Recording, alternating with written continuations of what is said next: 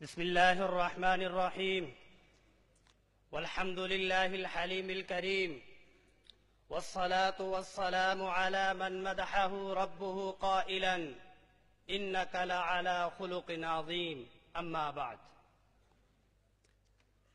قوت برداشت ان اعلیٰ صفات میں سے ہے جو افراد کے لیے انفرادی طور پر اور اقوام کے لیے اجتماعی طور پر کامیابی اور فلاح، عزت و عظمت، ترقی اور بلندی کا ذریعہ بنتی ہے۔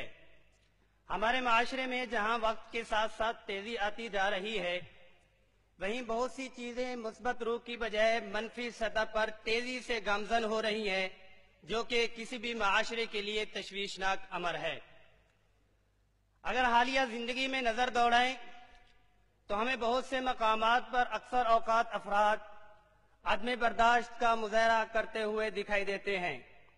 کبھی پبلک مقامات پر مختلف باتوں کر افراد کا دست و گریباں ہونا، کرایہ زیادہ مانگنے پر کنڈکٹر کی شامت، من پسند سٹاپ پر بس نہ روکنے پر مسافروں کا عدم برداشت، سگنل توڑنے پر ٹریفک کانسٹیبل کا رویہ، گاڑی کی ٹکر پر سیخ ہو جانا، اوورٹیک کرنے والے کو گالیاں سنانا، گاہک اور دکاندار کی ہاتھا پائی، ملازم اور باس کی بدتمیزی، مریض اور ڈاکٹر میں کشمکش، اور استاد اور شاگرد کی دوریاں، باپ بیٹوں، بھائیوں بہنوں، ساس بہوں، شوہر اور بیوی میں ناچاکیاں، امیر اور غریب میں بڑھتی ہوئی خلیج، عدلیہ اور پارلیمنٹ، بیوروکریسی اور میڈیا میں تصادم، عوام کا خودکشی اور خودسوزی کرنا اور احتجاجاً ٹائر جلانا اور روڈ بلاک کرنا، یہ سب چیزیں ہمیں معاشرے کے عدم برداشت رویے کی ایک تصویر دکھاتی ہیں۔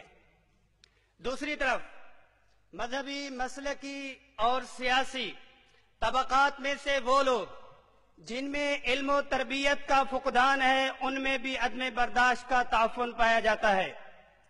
جہاں تک مذہبی عدم برداشت کا تعلق ہے تو دنیا کے کسی بھی مذہب میں اس کی کوئی گنجائش نہیں۔ خاص طور پر اسلام تو امن و سلامتی، تحمل و برداشت، علم و حکمت، بین المذاہب اور بین المسالک رواداری کے اظہار کا دوسرا نام ہے۔ ہاں، جہاں تک مذہب، مسلک، سیاست میں اختلاف رائے کا تعلق ہے تو اختلاف رائے کا پائے جانا انسانیت کا فطری تقاضا ہے۔ ہاں، اگر اس اختلاف رائے اخلاقیات اور اصول میں رہتے ہوئے ہو تو یہ کائنات کا حسن ہے۔ اختلاف رائے سے انسان کو سوچنے اور لائحہ عمل اختیار کرنے کی متعدد راہیں اور موڑ ملتے ہیں، ترقی کی راہیں آسان ہوتی ہیں، صحت مند تصورات جنم لیتے ہیں، بہت سے لا ینحل مسائل چٹکیوں میں حل ہو جاتے ہیں۔ ہاں، جب اختلاف رائے میں انانیت، تعصب، ضد، بد اخلاقی اور عدم برداشت جیسے خیالات شامل ہو جاتے ہیں تو پھر اختلاف رائے معاشرے کے لیے کینسر بن جاتا ہے، فسادات ہوتے ہیں، پگڑیاں اچھالی جاتی ہیں، گردنیں کاٹی جاتی ہیں، انسان یفسق الدماء کی عملی تفسیر بن جاتا ہے۔ یہی وجہ ہے کہ گزشتہ سال پاکستان میں دہشت گردی اور فرقہ واریت میں 55% اضافہ ہوا اور قتل و کاروباری میں 29%، اغوا میں 76%، زیادتی کے واقعات میں 164%، گھریلو تشدد میں 34%، خودکشی میں 110% اضافہ ہوا۔ 2007 سے اب تک ملک میں 88 خودکش حملے ہوئے، جس میں 1185 لوگ جان باک ہوئے اور 3209 لوگ زخمی ہوئے۔ میرے بھائی، کسی کالے کو گورے پر اور کسی گورے کو کالے پر کوئی فضیلت نہیں، لیکن ہر ایک دوسرے پر اپنی فضیلت منوانے کے لیے دوسرے کی جان و مال، عزت و آبرو کا دشمن بنا ہوا ہے۔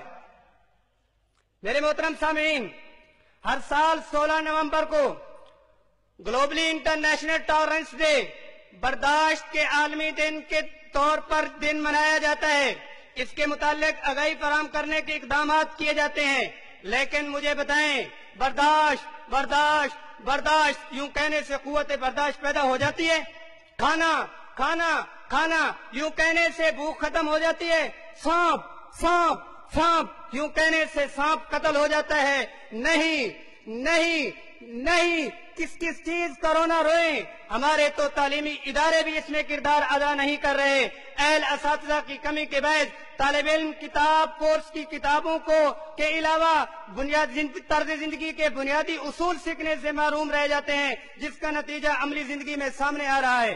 میرے محترم سامعین، سد باب کے حوالے سے ایک بات تو یہ کہ اللہ پر اپنا یقین پختہ کر لیں اور یہ بات پلے باندھ لیں، ما اصابک لم یکن لیخطئک وما اخطاک لم یکن لیصیبک، جو اللہ دیں اسے کوئی روک نہیں سکتا اور جو روک لیں اسے کوئی دے نہیں سکتا۔ تخلقوا باخلاق اللہ، اللہ کے اخلاق کو اختیار کرو، وہو الحلیم الکریم، وہ تو بردبار اور نہایت ہی نوازنے والی ذات ہے۔ یہ ایمان آپ کو اندیشوں کے چنگل سے نکال لے گا۔ دوسرا یہ کہ ہر کسی کا کوئی آئیڈیل ہوا کرتا ہے، جبکہ ایک مسلمان کے لیے رحمت للعالمین صلی اللہ علیہ وسلم کی سیرت مطہرہ تحمل و برداشت، عدل و انصاف اور رواداری اور وسیع ظرفی کا اعلیٰ نمونہ ہے۔ پتھروں سے لولوہاں ہو کر زخمی ہاتھوں کو بارگاہ الہی میں پھیلا کر اللہم اہد قوم کہنے والی ہستی، مغتاب آدن، کبھی کسی کی برائی نہ کرنے والی شخصیت، منتصر لنفسی، کبھی بھی ذاتیات کی بنیاد پر کسی سے بدلہ نہ لینے والے کا طرز زندگی اپنا کر موجودہ نسلی، لسانی، فرقہ وارانہ اور شدت پسندی اور عدم برداشت کا خاتمہ کیا جا سکتا ہے۔ تیسری چیز یہ کہ اپنی معاشی سرگرمیوں کو 80% اہمیت دیں، 20% صحت اور رشتوں کو دیں، اپنی آمدنی کو 4 حصوں میں تقسیم کریں، 2 حصے اپنے لیے، 1 حصہ مہمانوں، رشتہ داروں اور ہمسایوں کے لیے، 1 حصے سے بچت کریں، بچت کو سرمایہ کاری میں تبدیل کرتے رہا کریں۔ یوں کرنے سے بھی آپ عدم برداشت کے مرض سے شفا یاب ہو جائیں گے۔ چوتھی چیز جو خاصی اہمیت کی حامل ہے وہ ہے جسمانی ورزش۔ دنیا بھر کے تمام سماجی، نفسیاتی اور دماغی ماہرین متفق ہیں کہ جو آدمی جسمانی مشقت نہیں کرتا، اس کے جسم میں ٹینشن، اس کے اندر ایسے کیمیکل پیدا ہو جاتے ہیں جو ٹینشن، اینگزائٹی اور ڈپریشن پیدا کرتے ہیں۔ یہ تینوں بیماریاں عدم برداشت کا باعث بنتی ہیں۔ قوت برداشت کو بڑھانے کے لیے ورزش کا معمول ہونا بھی ضروری ہے۔ میرے محترم سامعین، عدم برداشت کے سدباب کے لیے جہاں علماء کا فرض منصبی ہے کہ وہ منبر و محراب سے اف سے لے کر خودکشی تک کے احوال سے آگاہی فرمائیں، تو وہاں سوشل، پرنٹ اور الیکٹرانک میڈیا کا کردار ادا کرنا بھی معاشرے کے لیے مرہم ثابت ہوگا۔ ہاں، اگر حکومت وقت وَلَكُمْ فِي الْقِصَاصِ حَيَاتٌ کو مد نظر رکھتے ہوئے شرعی سزاؤں کا اطلاق کر دے تو معاشرے کے لیے حیاتن نکرتن یعنی حیاتن کاملتن مکمل خوشگوار زندگی دینے کے مترادف ہوگا۔ قوت برداشت عوام و حکمران کے لیے امن و سلامتی، الفت اور محبت کا ذریعہ ہے۔ اللہم ارزقنا الامن والسلامہ۔ السلام علیکم۔ تیسرا انعام ہمارے فیصل آباد کے ساتھی ہیں مدرسۃ الحسنین، ملت روڈ فیصل آباد کے مصطفیٰ عزیز بن عبدالعزیز الاشعری، حاجی سید غلاب صاحب سے، ڈاکٹر غلاب صاحب اور حاجی گل افریدی صاحب سے اپنا انعام وصول فرمائیں۔